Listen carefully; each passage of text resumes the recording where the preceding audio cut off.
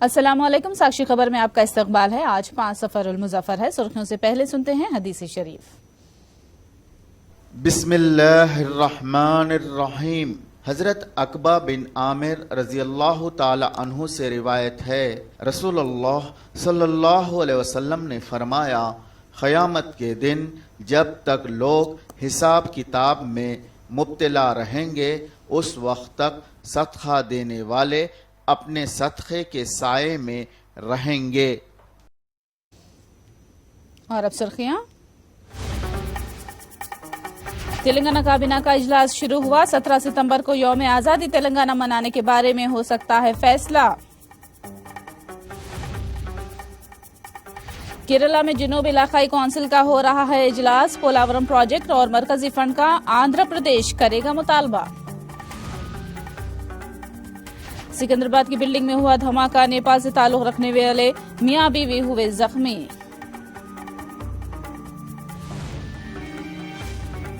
Asia cup के super 4 में कल फिर होंगे हिंदुस्तान और पाकिस्तान मद्दे मुकाबिल। पहले मैच में कामयाबी से हिंदुस्तान को है बढ़तरी हासिल।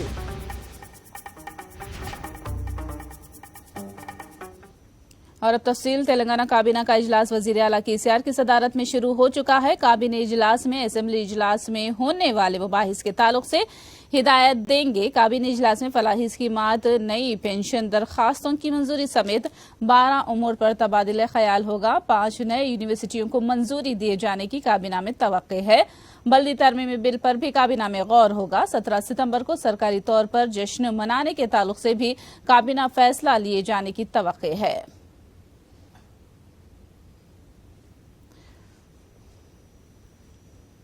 तेलंगाना काबीना में 17 सितंबर को यौम आजादी तेलंगाना के जश्न के तौर पर मनाने का फैसला लिए जाने की तवक्को है। 17 सितंबर सन 1948 को हैदराबाद रियासत के इंजमाम के बाद से यौम इंजमाम के तौर पर मनाया जा रहा है। तेलंगाना की तश्कील के बाद से टीआरएस ने हमेशा यौम इंजमाम मनाया है। ताहम ऐसा समझा जा रहा है कि बीजेपी के दबाव के बायस वो यौम आजादी तेलंगाना मनाना चाहते हैं और तेलंगाना के इंजमाम की 74 साल की तकमील पर इसे यौम जद्दोजहद का नाम देकर 1 साल तक जश्न मनाने का ऐलान कर सकते हैं। साबिक में अक़लियतों के जज्बात को मलहूज रखते हुए टीआरएस ने तेलंगाना के इंजमाम पर जश्न नहीं बनाया था।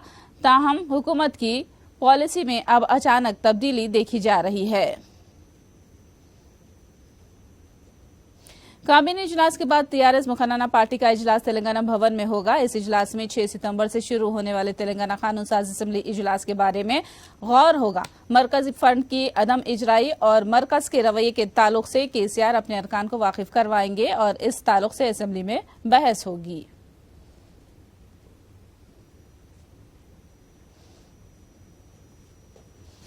केटीआर ने 17 सितंबर के ताल्लुक से अपने आबा व अजदाद की तस्वीरों को ट्वीट के जरिए अपने मौक़िफ़ का इजहार किया है। केटीआर ने अपने दादा जे केशव राव की तस्वीर पोस्ट करते हुए कहा कि उनके दादा केशव राव ने गांधी जी से हौसला पाते हुए निजाम के खिलाफ जद्दोजहद की और 1940 में वो तेलंगाना के बागी करार दिए गए। केटीआर ने बताया कि उनके दादा को हुकूमत हिंद ने फ्रीडम फाइटर करार दिया था।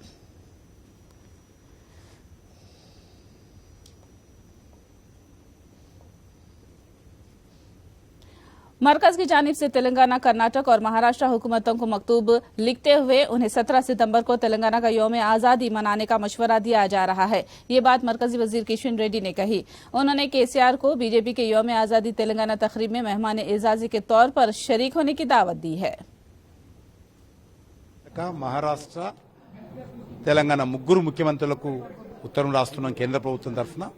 మీరు కూడా పూర్తి స్థాయిలో ఈ యొక్క తెలంగాణ విమోచన దినోత్సవాలు ఏదైతే మనం అనేక రోజుల నుంచి అడుగుతా ఉన్నామో, దేశానికి స్వాతంత్రం వచ్చి ఆజాదీ కా అమృత్ మహోత్సవ్ సందర్భంగా అన్ని ప్రభుత్వాలు కూడా నిర్వహించాల్సిన నేను ఉత్తరాలు రాస్తా ఉన్నాను। అదేవిధంగా మిగతా విషయాలన్నీ కూడా ఒకసారి మేము కేంద్ర ప్రభుత్వంతో ప్రధానమంత్రి గారితో చర్చించిన తర్వాత కార్యక్రమ స్వరూపం అంతా కూడా చెప్తాం। ఈరోజు ముఖ్యమంత్రి గారికి అయితే ఉత్తరాలు అందరికీ రాస్తున్నాం, 3 ముఖ్యమంత్రులకు ఉత్తరాలు రాస్తున్నాం। గౌరవ ముఖ్యమంత్రులందరూ 3 ముఖ్యమంత్రులను కూడా సెప్టెంబర్ 17 ఎందుకంటే ఇది ఒక మన రాష్ట్రానికి పరిమితం కాదు, ఇది మహారాష్ట్ర, కర్ణాటక కూడా సంబంధించినటువంటి అంశం. ఏదైతే తెలంగాణ విమోచన జరిగిందో, ఏ జిల్లాలో అయితే హైదరాబాద్ విమోచన నుంచి బయటపడ్డాయో కొన్ని జిల్లాలు మహారాష్ట్రలో, కొన్ని జిల్లాలు కర్ణాటకలో కలిసిపోయి, కాబట్టి 3 రాష్ట్రాలు కలిసి కార్యక్రమం జరిపితే బాగుంటుందనేటువంటి భావన రాష్ట్ర ప్రభుత్వం అనుకుని ఈ ఆజాద్ కా అమృత్ మహోత్సవ్ సందర్భంగా తెలంగాణ సంబంధించినటువంటి ఈ యొక్క 75 years సెలబ్రేషన్స్, ఇండిపెండెన్స్ సెలబ్రేషన్స్ జరపాలని నిర్ణయం తీసుకున్నాం. ఆ దిశలో ముందుకెళ్తాం. केरला के तिरुवनंतपुरम में जुनूबी इलाकाई काउंसिल का इजलास हो रहा है। इस इजलास की सदारत मरकजी वजीर दाखिला अमित शाह कर रहे हैं, जबकि इजलास की मेजबानी केरला के वजीर आला विजयन कर रहे हैं। आंध्र प्रदेश के वजीर फाइनेंस बुग्गना राजेंद्र नाथ और रियासती वजीर पेद्दिरेड्डी रामचंद्र रेड्डी रियासत की नुमाइंदगी कर रही हैं। जुनूब इलाकाई काउंसिल के इजलास में पोलावरम प्रोजेक्ट की तकमील के लिए फंड की इजराई और मरकज की माली मदद का मुतालबा किया जाएगा। तेलंगाना से वजीर दाखिला महमूद अली नुमाइंदगी करेंगे। बीजेपी मजहब के नाम पर मुनाफिरत फैलाकर मुल्क के फिरका वाराना माहौल को बिगाड़ रही है और समाज में तफरीक पैदा करके सियासी फायदा हासिल कर रही है। बीजेपी को तेलंगाना में दाखिले से रोकने के लिए इसे मुनुगुडु के ज़िमनी इलेक्शन में हराना होगा। इन ख्यालात का इजहार कांग्रेस के एमपी उत्तम कुमार रेड्डी ने मुनुगुडु में खिताब करते हुए किया है। मुनुगुडु में आज कांग्रेस ने टीआरएस हुकूमत के खिलाफ चार्जशीट जारी की है। इस मौके पर सदर तेलंगाना कांग्रेस कमेटी रेवंत रेड्डी और दूसरे सीनियर कायदीन मौजूद थे। ఒక్క విషయం మీకు బీజేపీ గురించి చెప్పాలి. ఇప్పటి వరకు బీజేపీ తెలంగాణలో ఎంటర్ కాలే. మునుగోడులో బీజేపీ ప్రవేశిస్తే ఏ విధంగా అయితే మొత్తం భారతదేశంలో హిందూ మత విద్వేషాలు రెచ్చగొట్టి సమాజాన్ని విభజించి భారతదేశాన్ని సర్వనాశనం చేస్తుందో బీజేపీ పార్టీ, మునుగోడు ద్వారా తెలంగాణలో ప్రవేశం చేసే ప్రయత్నం చేస్తున్నారు. తిప్పి కొట్టాలని చెప్పి మనం చేస్తున్నాం. మీకు 2-3 సంఘటనలు చెప్తా. చాలా ప్రాంతాల్లో హిందూ ముస్లింల మధ్య గొడవలు సృష్టించి కమ్యూనల్ రైట్స్ చేయించి బీజేపీ రాజకీయ లబ్ధి పొందే ప్రయత్నం చేస్తున్నది. బీజేపీ సిద్ధాంతం మతవాదం అని మనం చేస్తున్నాను. రాజగోపాల్ రెడ్డి గారు మీరు అడగాలి, మీరు మరి హిందుత్వ మతవాదం మునుగోడులో ప్రవేశపెట్టడానిక ఈ ఎన్నికని చెప్పి మొన్న తెలంగాణలో ఒక బీజేపీ ఎమ్మెల్యే రాజా సింగ్ ఇంకో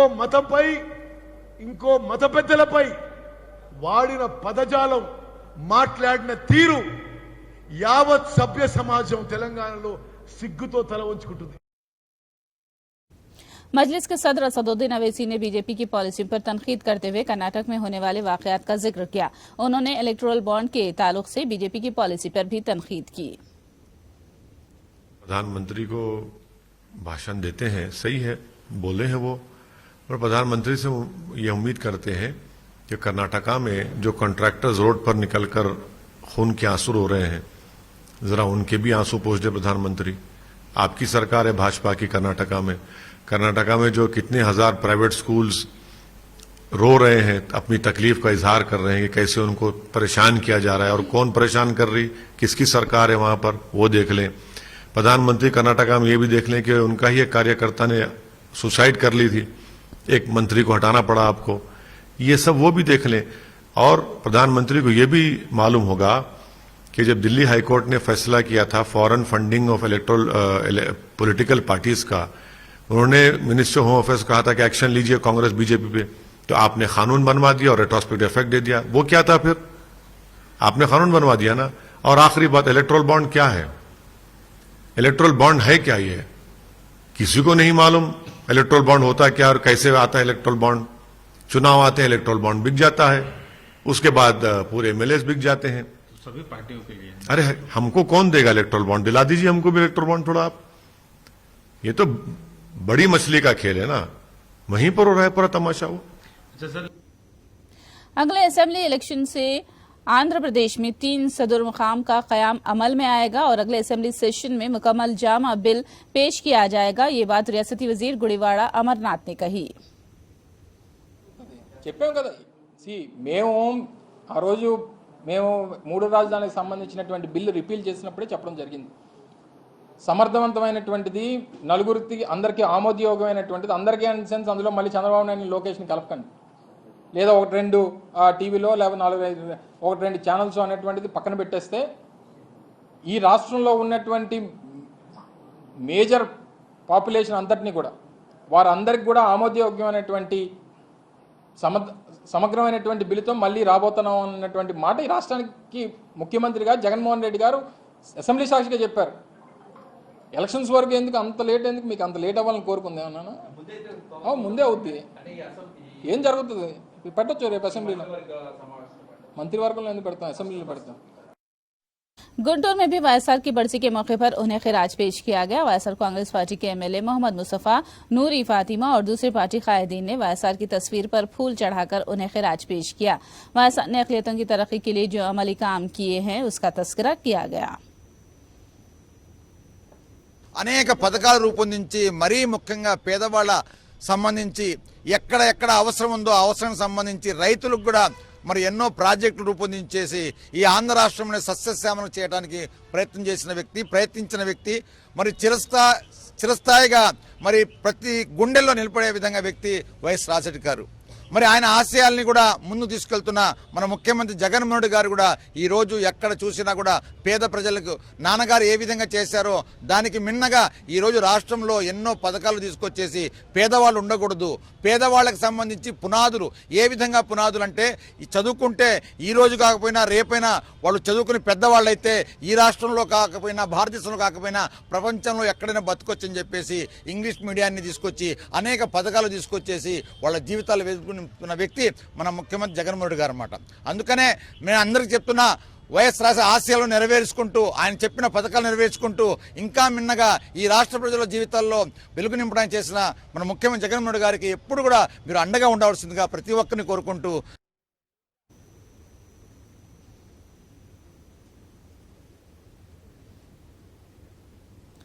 विजयवाड़ा में भी मुस्लिम राइट्स एंड वेलफेयर तंजीम की जानिब से वाईएसआर की 13वीं बरसी के मौके पर उन्हें खिराज पेश किया गया। मुस्लिम राइट्स एंड वेलफेयर के सदर सैयद अनवरुद्दीन ने अक़लियतों खासतौर से मुसलमानों की तरक्की के लिए वाईएसआर की फलाही स्कीमात का जिक्र करते हुए उन्हें भरपूर खिराज पेश किया।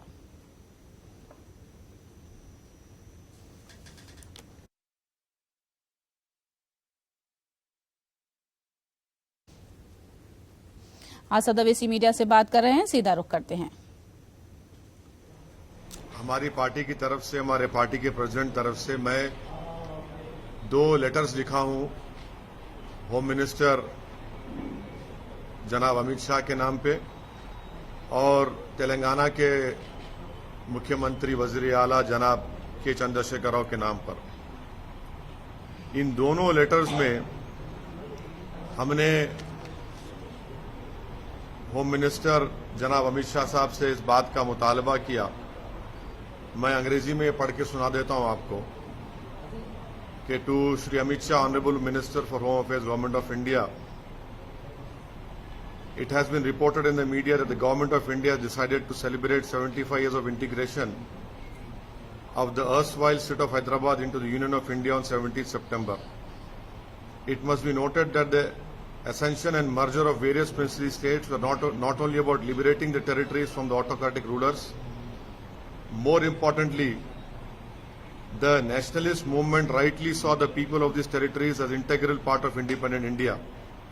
Therefore, the phrase National Integration Day may be more opposite rather than mere liberation. With the merger of erstwhile Hyderabad state and various other princely states, the people of these territories were finally recognized as equal citizens of India as a union of states. The integration of these territories is also recognition that the people of these lands had long struggled against British rule.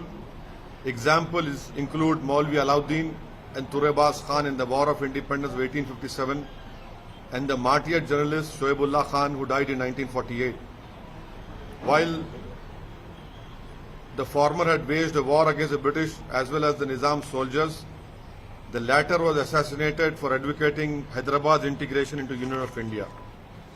The common Hindus and Muslims of erstwhile Hyderabad state were advocates of united India under a democratic, secular and republican government. This is also reflected in the Sundarlal Committee report.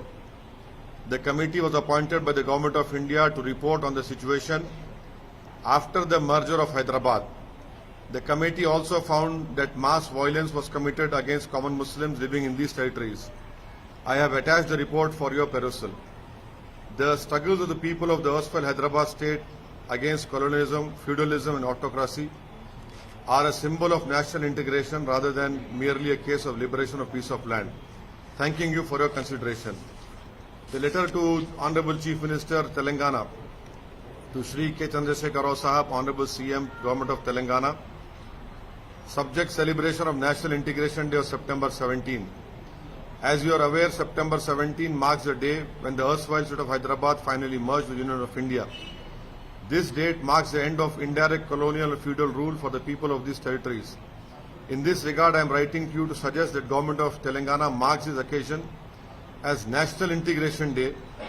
This day must be a celebration of the struggles of people of erstwhile Hyderabad against both British colonialism as well as feudal autocratic rule of Nizams.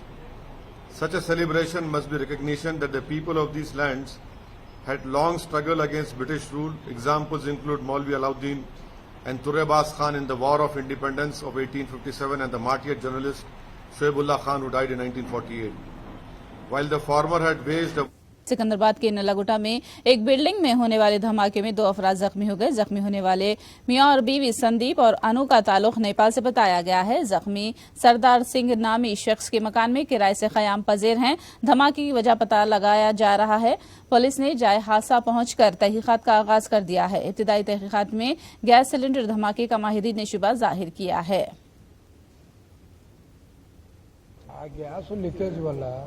ఆ stove ఒక pin అనేది ఉంటుంది, cylinder pipe పెట్టాల్సి, అది length ఎక్కువ లేదు, చాలా తక్కువ ఉంది, అది ఊడిపోతుంది ఈజీగా. దానికి ఒక టేప్ వేశారు, ఆ టేప్ కూడా అందులో నుంచి లీకేజ్ అయ్యే అవకాశం ఉంది. ఒక రెగ్యులేటర్ ఆన్ ఉంది, అది గ్యాస్ అనేది స్ప్రెడ్ అయిపోయింది. స్ప్రెడ్ అయిపోవడం వల్ల అవి అవకాశం ఉంది. ఇంకా పూర్తిగా మేము చూస్తున్నాం ఇంకా పూర్తిగా చూడలేదు. గ్యాస్ బ్లాస్ట్ అయితే మంట రావాలి కదా, ఎలాంటి మంటలు అవ్వలేదు అక్కడ. అవును, అక్కడ అగరబత్తులు ముట్టించారు గోడకు, దాని నుంచి స్ప్రెడ్ అయ్యి మంట రాకుండా కూడా గ్యాస్ ఓవర్ అయిపోతే కూడా అయ్యే అవకాశం ఉంది. ఇంకా పూర్తిగా నేను చూసి కొద్దిగా సేపు అయితే నేను చెప్పగలుగుతాను. మీరు అనుమానిస్తున్నారు గ్యాస్ బ్లాస్ట్, అవును, కానీ అది పూర్తిగా నిర్ధారణ ఇంకా కాలేదు, ఇంకా నిర్ధారణ ఇవ్వలేము, కొద్దిగా టైం పడుతుంది. లోపల మెటీరియల్ అనేది ఏం లేదండి, ఇంకేం లేవు, అలాంటివి ఏం లేవు, లేవు. मणिपुर में जनता दल यू को धक्का लगा है। मणिपुर में जनता दल यू के 6 में से 5 एमएलएज बीजेपी में शामिल हो गए हैं। जनता दल यू के एमएलएज की बीजेपी में शमूलियत के बाद नीतीश कुमार की पार्टी और बीजेपी में लफ्जी जंग का तबादला हुआ है। बीजेपी के एमपी सुशील कुमार यादव ने कहा कि बिहार में जनता दल यू का खात्मा हो जाएगा।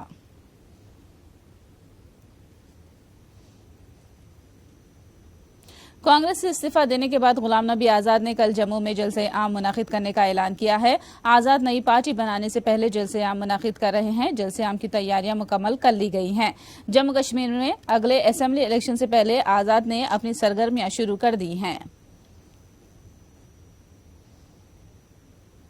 पूरे जम्मू कश्मीर में एक बहुत ही खुशी की लहर दौड़ गई है और हम तहे दिल से श्री गुलाम नबी आजाद साहब का धन्यवाद करना चाहते हैं कि उन्होंने जम्मू कश्मीर के लोगों के हितों के लिए जिस तरीके से कांग्रेस से जो है वो इस्तीफा देकर उन्होंने जम्मू कश्मीर के लोगों के लिए काम करने का और सेवा करने का मन बनाया है। इसके लिए हम तहे दिल से उनका शुक्रिया भी अदा करते हैं और उनको नई पार्टी बनाने के लिए शुभकामनाएं भी देते हैं। हर कार्यकर्ता उनके साथ कंधा से कंधा मिलाकर जम्मू कश्मीर में सरकार बनाने के लिए और जम्मू कश्मीर को जिस दिलदल में भारतीय जनता पार्टी ने डाल दिया है उससे बाहर निकालने के लिए, जम्मू कश्मीर के लोगों की मुश्किलात को हल करने के लिए हम आजाद साहब के साथ कंधे से कंधा मिलाकर चलेंगे। हम पूरा समर्थन देते हैं आजाद साहब को कि बच्चा आज ये कह रहा है कि कश्मीर में अगर जम्मू कश्मीर में मुख्यमंत्री हो तो आजाद साहब जैसा हो, क्योंकि जो पुराना काम। दूसरे सुपर 4 में अफगानिस्तान और श्रीलंका मध्य मुकाबिल होंगे। टूर्नामेंट में अफगानिस्तान का मुकाबला शानदार रहा है। अफगानिस्तान को श्रीलंका पर बढ़तरी हासिल है। Bismillahirrahmanirrahim. I think cricket is same against Bangladesh, against Sri Lanka, India, Pakistan, whatever. We just focus on our basic and our strength and weakness. We have to complete our weakness, and then if India, Pakistan, or like we don't mind that against who is against us, but we just be positive, and the process is same. I don't think so. We'll pressure on ourselves that against India, what we will do, same what we did against Bangladesh in Sri Lanka. That will be the same process as well. Yeah, exactly. We had a few couple of, I wouldn't say weaklings, but we had a couple of people debuting in this tournament. So I guess you have to give the opportunity for the youngsters to the allowance for them to make a couple of mistakes at this level when you're new in the trade. So I guess that's the reason why our bowling was a little bit here and there, but I thought they came back really well at the end, and it was impressive. आखिर में सुर्खियां एक बार फिर। तेलंगाना काबीना का इजलास शुरू हुआ। 17 सितंबर को यौम आजादी तेलंगाना मनाने के बारे में हो सकता है फैसला। केरला में जुनूब इलाकाई काउंसिल का हो रहा है इजलास। पोलावरम प्रोजेक्ट और मरकजी फंड का आंध्र प्रदेश करेगा मुतालबा। सिकंदराबाद की बिल्डिंग में हुआ धमाका। नेपाल से ताल्लुक रखने वाले मियां बीवी हुए जख्मी।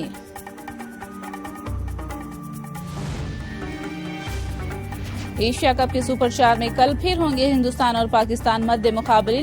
पहले मैच में कामयाबी से हिंदुस्तान को है बढ़तरी हासिल। साक्षी खबर में फिलहाल इतना ही। साक्षी टीवी पर खबरों का सिलसिला जारी रहेगा।